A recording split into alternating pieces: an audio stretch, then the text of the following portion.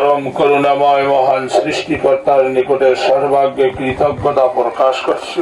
পবিত্র জুমার দিনে জুমার নামাজের পূর্বে আল খিদমা যুব সংঘ যারা আছেন এখানে সকলকে আমি আন্তরিকভাবে ধন্যবাদ জানাচ্ছি, মোবারকবাদ জানাচ্ছি এত সুন্দর একটি পরিবেশ তৈরি করার জন্য।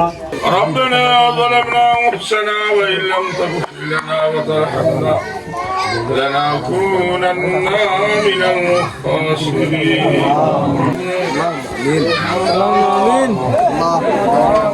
মুরব্বীজন, আমার বাবার বয়সের যারা এখানে উপস্থিত হয়েছেন ওনাদেরকে আমার আন্তরিকভাবে সালাম জানাচ্ছি। আসসালামু আলাইকুম ওয়া রাহমাতুল্লাহ। কারণ যেন পরস্পরের মধ্যে পরিচিতি অর্জন করতে পারো।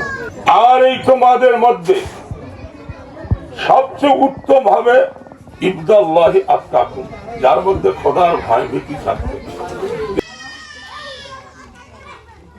এরা যদি ইচ্ছা করে যে একটা ভালো সমাজ অন্ধকারের ভেতরেও ডুবে দিতে পারে।